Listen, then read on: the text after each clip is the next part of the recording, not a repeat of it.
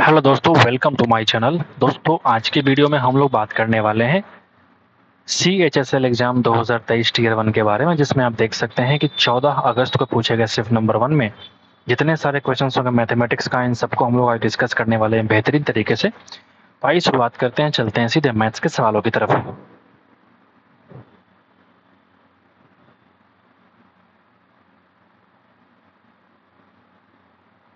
दोस्तों, आप देख सकते हैं पहला सवाल आपके सामने आ चुका है। पहला सवाल क्या बोलता है कि यदि x + 3y की वैल्यू अगर 6 के बराबर है तो इतने की वैल्यू क्या हो जाएगी। पहली बात ये कि अगर मैं इसको कन्वर्ट करूं तब देखेंगे x की यहाँ पे क्यूब है, तो अगर मैं इस होल पावर क्यूब करूं तो आप पाएंगे कि a cube plus b cube plus 3 into A B, यानी कि 3 गुणा 3 9 इंटू एक्स वाई और इंटू ए प्लस बी, यानी कि x + 3y।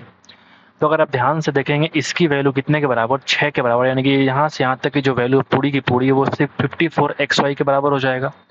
और यही आपसे पूछा जा रहा है, मतलब कहने का सिंपल सा लॉजिक है कि इस 6 का क्यूब किया हमने और इस पूरे का हमने क्यूब किया तो क्या हो जाएगा, बराबर हो जाएगा। मतलब आंसर जो होगा हमारा वो 6 का क्यूब, यानी कि ऑप्शन नंबर 3 इस सवाल का आंसर हो जाएगा। तो पहला सवाल बेहद ही आसान हम लोगों ने शुरुआत किया है।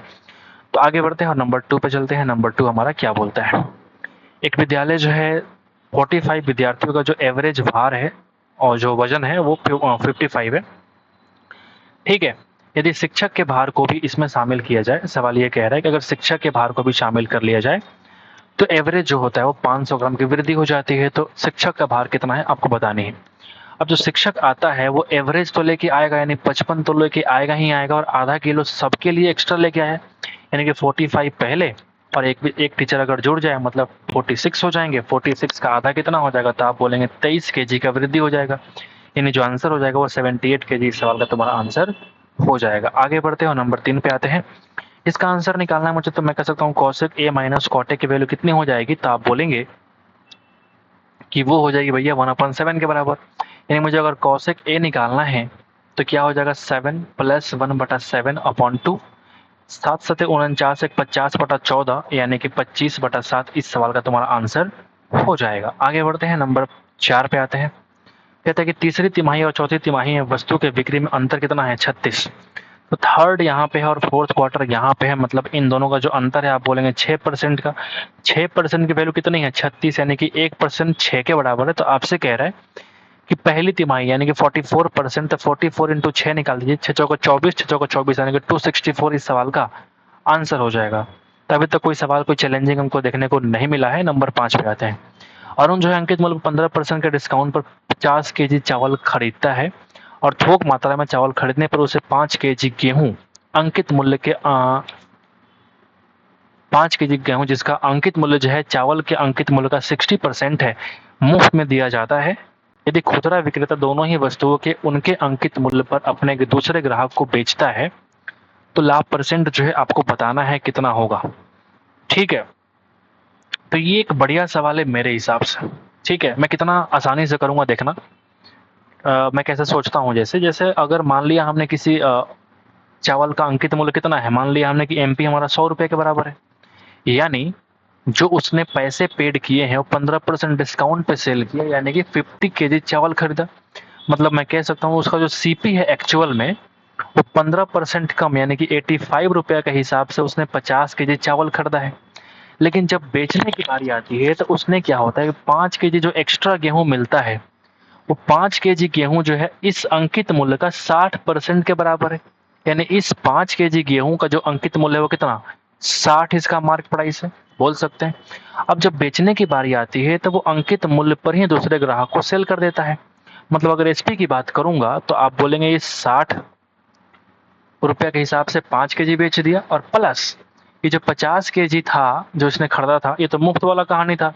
ये जो 50 खरीदा था उसको पूरा का पूरा 100 के हिसाब से सेल कर दिया। अब ये तुम्हारा CP और SP क्या मिल गया, रेशियो मिल गया। समझ गए बात, कितने आसानी से हमने आपको समझा दिया। अब यहाँ देखो हमने यहाँ से 50 कॉमन निकाला, यहाँ से 50 निकाला और यहाँ से 50 निकाल के हमने काट दिया, ठीक है। अब यहाँ अगर देखेंगे तो बन जाएगा 85, ये बन जाएगा आपका 6 और ये बन जाएगा आपका 100, यानी कि 106।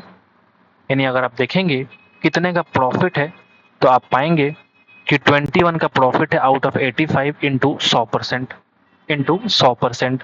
तो अगर आप ध्यान से देखें 17 × 5 = 85 और 20 25 100, यानी कि ये हो जाएगा आपका 21 दूना 42 420 बटा 17, 17 दूना 34 80 17 चौका 68 पॉइंट समथिंग, और ये 24.7%। ऑप्शन नंबर सिर्फ 4 में है, तो option number 4 is the required answer. तो ये सवाल मेरे हिसाब से एक बढ़िया सवाल है इस शिफ्ट के अनुसार। आगे बढ़ते नंबर 6 पे आते हैं। राजू और सोहन जो है इतने इतने के स्पीड से एक ही बिंदु से एक ही दिशा में अगर इतने मीटर की लंबाई वाले एक वृत्ताकार ट्रैक पर रेस शुरू करते हैं तो कितने समय के बाद उनकी मीटिंग होगी, दोबारा एक दूसरे से दोबारा पहली बार मिलेंगे। अच्छा, पहली बार ही मिलने की बात हो रही है, ठीक है, दोबारा ऐसे ही वर्ड का इस्तेमाल किया गया है।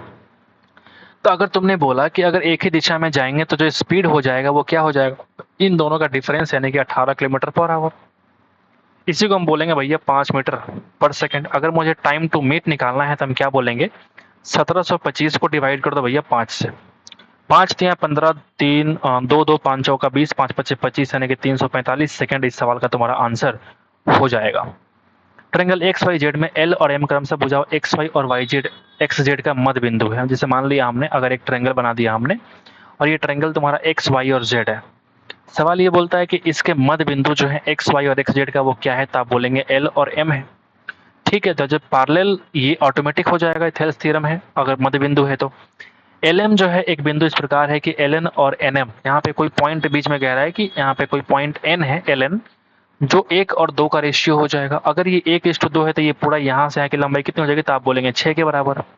अगर एल एन 5 है, अगर एल एन की वैल्यू 1 की वैल्यू 5 के बराबर है तो 6 की वैल्यू 30 के बराबर हो जाएगी। Option number 2 is the required answer. तो मुझे उम्मीद नहीं था कि इतना आसान सवाल आपसे पूछेगा ज्योमेट्री का। आगे बढ़ते हैं, नंबर 8 पे आते हैं।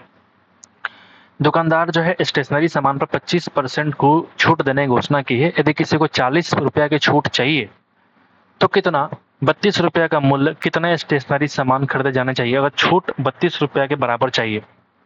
ठीक है, तो क्या कह रहा है ये कि एक दुकानदार जो है स्टेशनरी सामान के मूल्य पर 25% की छूट देने की घोषणा की है। यदि किसी को 40 रुपए की छूट चाहिए तो 32 रुपए के कितने स्टेशनरी खरीदे जाने चाहिए। अच्छी बात है, 40 रुपए उसका डिस्काउंट चाहिए, मतलब 40 जो है 25% की वैल्यू मुझे निकालनी है 100 की वैल्यू, मतलब मैं कह सकता हूँ कि 160 रुपए का जब सामान खरीदेगा तो फिर उसको 40 का डिस्काउंट मिल जाएगा, यानी कि 32 रुपए का अगर 5 सामान खरीद लेंगे तो वो कितना हो जाएगा, उसका मूल्य 160, यानी कि मुझे उतने की वैल्यू मुझे सामान खरीदनी पड़ेगी। 3 अस्पतालों हैं ए बी सी में, अलग अलग श्रेणियों में रोगी की संख्या आपको नीचे दी गई है। तो आपसे यहाँ पे कही जा रही है 3 अस्पतालों में रोगियों की कुल संख्या कितनी है।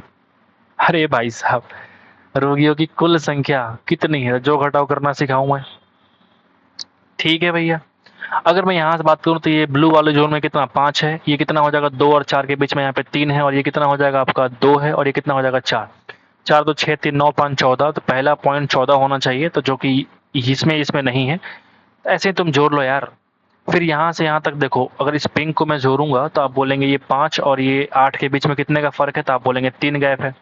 ये कितना हो जाएगा 2, ये कितना हो जाएगा बताओ 2 और 7 के बीच में 5, और ये कितना हो जाएगा 4 6 के बीच में 2, यानी 5 2 7 2 9 और 3 कितना हो जाएगा 12, यानी कि तुम्हारा 12 यहाँ पे है, यहाँ पे तुम्हारा नहीं है, तो काट के हटाओ। ऑप्शन नंबर 4 बेहद ही घटिया किस्म का सवाल। समकोण त्रिभुज में अगर एंगल ए की वैल्यू 30 है तो आपसे कह रहा है कि इसकी वैल्यू निकाल लो। और भाई कुछ बात नहीं है, तो साइन एंगल 3a की फार्मूला है, तो साइन 30 गुना 30 यानी कि साइन 90 की वैल्यू 1 होती है। आगे बढ़ते हैं और नंबर 11 पे आते हैं।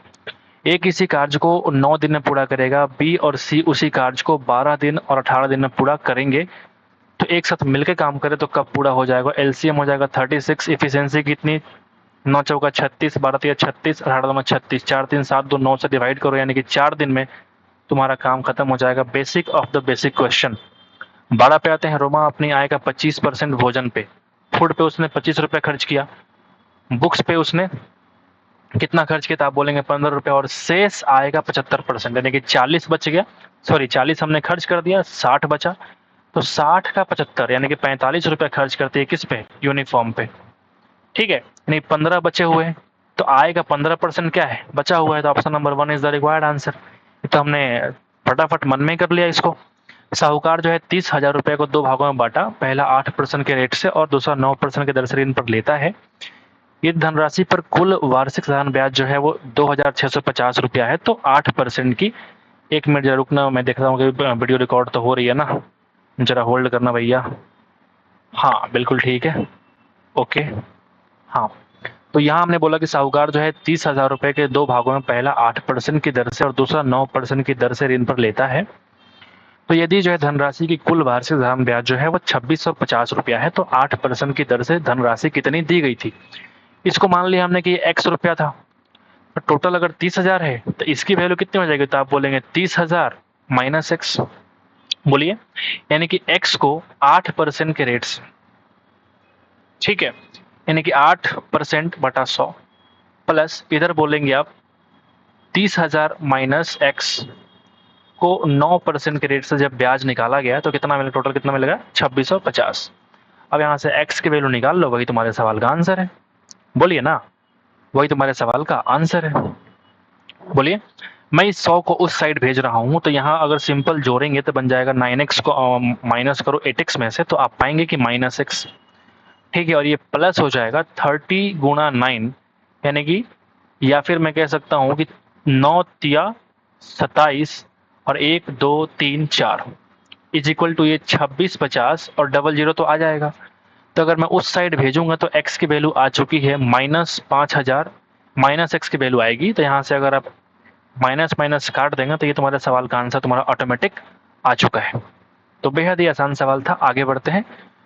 टीबी और राइस कूलर का अनुपात दे रखा है, ये टीबी और ये राइस कूलर का अनुपात दे रखा है, पैसा जो भी है कुकर का अनुपात है। तो राइस कुकर का परसेंट निकालिए। शोरूम में राइस कुकर का परसेंट 3 है आउट ऑफ 5, यानी कितना बोलते हैं 60%। ऐसे ऐसे सवालों की उम्मीद हम लोग नहीं करते हैं एलडीसी में, ठीक है। बहुत ही अच्छा लेवल का एग्जाम आप देने जा रहे हैं और उसमें आप इस तरह का एग्जाम में पेपर अगर आएंगे तो बहुत ही बेतुके बेतुके सवाल पूछे गए हैं।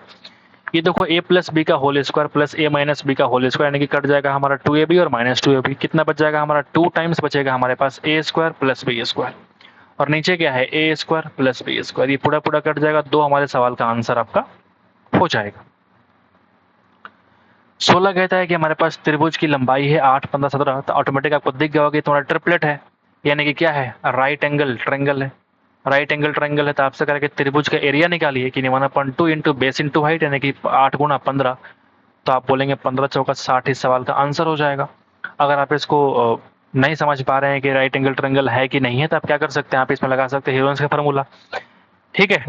तो आगे बढ़ते हैं, नंबर 17 पे आते हैं, और ये सवाल जो है फिर से आपके सामने आ चुका है। तो ये जरा देखिए, 0.125 इंटू कर लीजिए 0.01 और डिवीजन करेंगे 0.5 इंटू 0.0055। यहाँ देखिए 3 डिजिट के बाद यहाँ पे 1 डिजिट के बाद यहाँ पे 3 और 2 5, मतलब जो है अगर सारे डेसिमल को हटाऊंगा तो ऊपर 5 और नीचे 4 है, तो नीचे हमारा 1 जीरो एक्स्ट्रा आ जाएगा।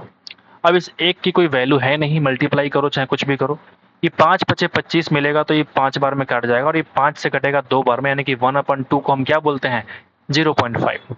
0.5 6 cm त्रिज्या वाले दो समान वृत्त एक दूसरे से इस प्रकार प्रतिच्छेद करते हैं कि दोनों एक दूसरे के केंद्र से होकर गुजरते हैं, उभयनिष्ठ जीवा की लंबाई कितनी होगी। ये एक बढ़िया सवाल है, लेकिन उतना ही बढ़िया नहीं जितना आप समझ रहे हैं। अगर हम सिंपल एक सर्कल को ड्रॉ करेंगे तो अगर आप देखेंगे ध्यान से तो आपको दिख रहा होगा, हमने कोशिश तो बेहद ही घटिया किया था, लेकिन फिर भी कुछ बड़ा हो जा रहा है। हमको त्रिज्या समान चाहिए, ये ऑटोमेटिक शेप का हमने इस्तेमाल कर रहा हूँ जिससे कि हाँ अब सही लग रहा है। तो सवाल ये कह रहा है कि दोनों एक दूसरे के ना सेंटर से पास हो रहे हैं, यानी अगर सेंटर से पास होंगे तो यहाँ से यहाँ तक की दूरी कितनी हो जाएगी, तो आप बोलेंगे 6 के बराबर। 6 के बराबर। उभयनिष्ठ जीवा की लंबाई निकालनी है, मतलब यहाँ से यहाँ तक की जो लंबाई है वो आपको फाइंड आउट करनी है। अगर मैं ये बोलूँ कि ये अगर पॉइंट ए है और ये बी है, तो आपसे पूछ रहा है कि ए बी की लंबाई क्या होगी, सिंपल। तो अगर मैं एक काम करूँगा, इस पॉइंट से इसको मिला दूँ तो मेरा काम हो जाएगा। क्यों हो जाएगा, क्योंकि अगर ये पूरा तुम्हारा यहाँ से यहाँ तक 6 है तो आधा कितना हो जाएगा 3 के बराबर, और ये मुझे यहाँ से यहाँ निकालने के लिए मैं इसको मान लिया कि ये मुझे निकालना है, और यहाँ से यहाँ तक की जो लंबाई होगी वो कितने के बराबर 6 के बराबर। ये भी हमारा क्या है रेडियस, बोलिए ना रेडियस। अगर ये हाइपोटेनस है, मैं इसका अगर एवरेज निकालूंगा तो ये 1 और 2 से कट जाएगा। कट जाएगा मतलब हमने 3 क्या लिया है, कॉमन निकाला है। मन में करो ये सब चीजें, ठीक है, मैं सिखा रहा हूँ आपको। तो अगर मैं रूट निकालूंगा तो 2 का स्क्वायर 4 माइनस 1 यानी √3, हमारा इसकी वैल्यू कितना आ जाएगा √3 आ जाएगा। हमने 3 कॉमन निकाला था तो √3 की वैल्यू क्या हो जाएगी 3√3। अब मुझे पूरा लंबाई निकालना है, तो 3√3 को 2 से गुना कर दो, यानी कि 6√3 सवाल का तुम्हारा आंसर हो जाएगा। बिना किसी पाइथागोरस का आपने इसको फटाफट कर लिया, बशर्ते कि आपको ये एवरेज और जो चीज़ें हमने करी थी सब चीज़ आपको मालूम होनी चाहिए। ये हर चीज़ आपको मालूम होनी चाहिए। आगे बढ़ते हैं, 19 पे आते हैं। एक लंबवृत्तीय शंकु की स्लांट हाइट और आर दे रखी है, तो आपसे कह रहा है कि कुल पृष्ठीय क्षेत्रफल कितनी हो जाएगी, तो आप बोलेंगे पाई आर स्क्वायर और पाई आर, हाँ तो एल प्लस आर ये होता है टोटल सरफेस एरिया। बोलिए ना, बोलिए। तो 22/7, आर की वैल्यू 28 और एल प्लस आर कितना हो जाएगा, तो आप बोलेंगे 49, 49 यानी कि 4 से कट जाएगा। तो 22 चौक 88 और गुणा करेंगे, ठीक है।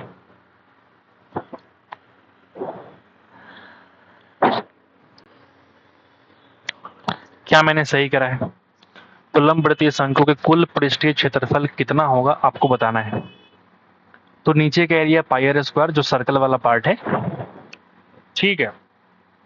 हमसे मिस्टेक ये हो गई कि यहाँ पे एक दिया है तिर्यक ऊंचाई और एक दिया है आपका रेडियस, तो रेडियस तुम्हारा 21 है, हमने क्या मान लिया है 28।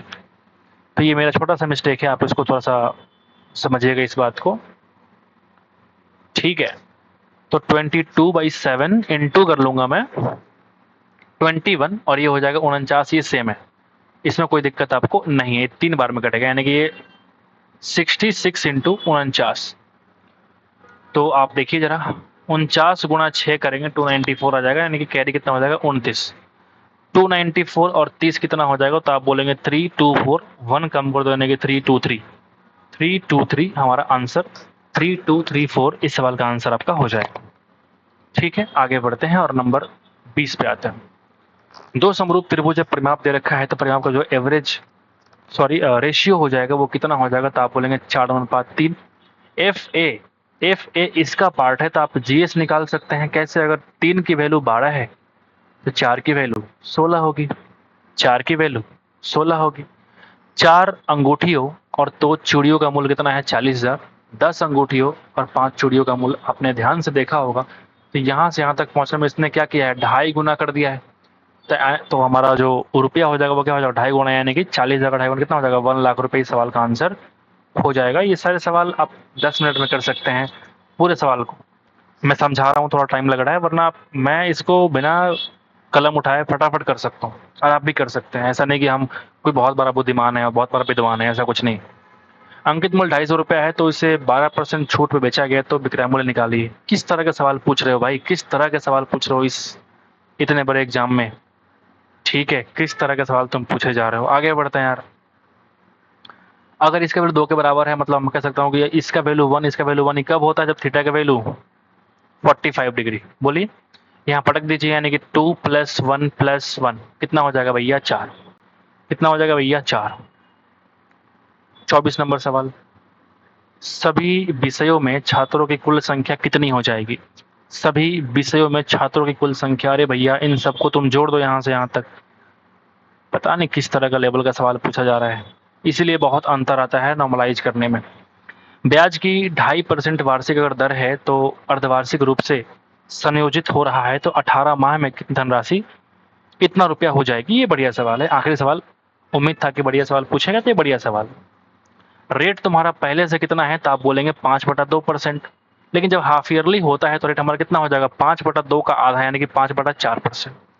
और टाइम जो है 18 महीने का, मतलब हाफ ईयरली मतलब 6 महीने पे एक बार, यानी कि 18 महीने में 3 बार, तो टाइम कितना हो गया 3 साल, ऐसा हम मान के चलते हैं। अब कहने का मतलब ये है कि 5/4% का मतलब क्या हुआ कि 5/4 इंटू 1/100।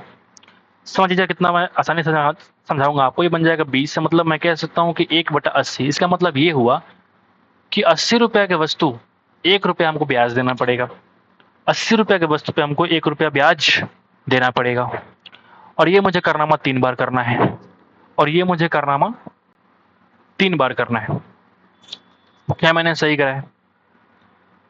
2 दूना 4, 1 5/2 का आधा 5/4, टाइम हो गया 3 साल, तो 5/4 1/100। हाँ ठीक है, ठीक है, यानी कि 80 पे हमने 1 रुपया क्या दिया ब्याज। तो आपको निकालनी कितनी वैल्यू इतनी हो जाएगी। ओके, यानी मैं सिंपल कह सकता हूँ, अगर 1 रुपये तुम्हारा ब्याज है यानी कि 80 की वैल्यू 81 हो रही है, 80 की वैल्यू 81 हो रही है, और ये कहानी मुझे 3 साल में करना है, मतलब पावर 3 लगा दो।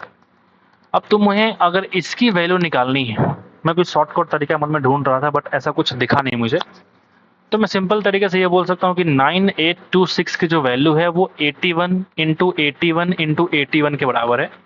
मुझे निकालना है 80 गुणा 80 गुणा 80। तो ये तुम्हारा क्या मिल जाएगा भैया, पी, यानी कि मूलधन, प्रिंसिपल अमाउंट। बोलिए ना।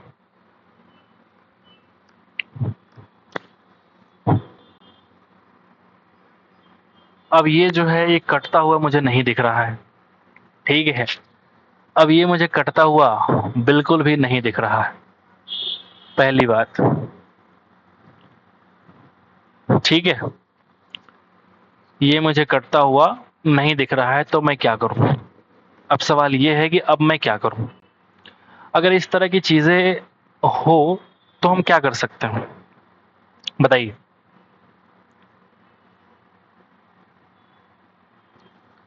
तो फिर आप कुछ नहीं कर सकते हैं, गुणा भाग करना ही पड़ेगा। तो डिवाइड करना बड़ा मुश्किल है, तो इस सवाल को छोड़ के आने में ही भलाई है। अगर इस, क्योंकि इसके बाद आप अगर गुणा करने के सोचेंगे तब बहुत मुश्किल होगी, एग्जाम में बहुत टाइम लग जाएगा, क्योंकि ऊपर वाला ना ही 2 से ना ही 9 से कट रहा है ताकि इसको हम काटें, ठीक है। ये तो 9 से कट भी नहीं रहा है, ठीक है। तो इसमें सिर्फ आप यूज़ कर सकते हैं कैलकुलेटर का, दूसरा कोई ऑप्शन मुझे दिख नहीं रहा है, ठीक है।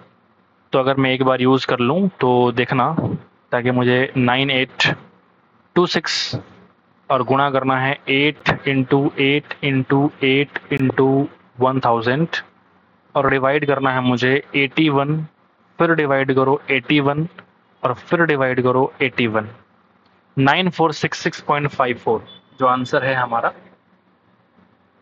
ये 9466.54 ये तुम्हारा मूलधन है। अब कौन सा ऐसा बंदा है जो 9466.54 रुपया जो है उतना मूलधन में लिया होगा ऋण पे, ठीक है। तो ये एक बस सवाल ही हो सकते हैं एग्जाम हॉल में, और कुछ खास है नहीं सवाल में। बाकी इसको आप फास्टली कैसे कर पाएंगे ये फिलहाल मेरे दिमाग में नहीं आ रहा है, बट ये तरीका है, प्रोसेस है, फुल प्रूफ प्रोसेस है, ये आप भी जानते हैं, ठीक है। बाकी अगर आप फार्मूला लगाना चाहें तब भी वही चीज़ आएगा, A is equal to P into 1+r/100, यानी कि r की वैल्यू आ गई थी 5/4, यानी कि 5/400 की पावर कितनी हो जाएगी, 3, यानी कि काट लो 80, यानी कि फिर से a is equal to P times 81/80 का पावर 3, जो हमने यहाँ पे करा वही चीज़ आप देख लो यहाँ पे। अगर a को हम यहाँ से मूव ऑन करेंगे तो ये 80 इंटू 80 इंटू 80 बटा कितना हो जाएगा, 81 81 81। तो तरीका कोई भी लगा लो, ये गुणा भाग करवा के छोड़ेगा आपसे, ठीक है। तो उम्मीद करते हैं कि आपको समझ में आ गया होगा, तो एक बार लाइक कर दीजिएगा। मिलते हैं आपसे अगले वीडियो में, तो thank you so much guys.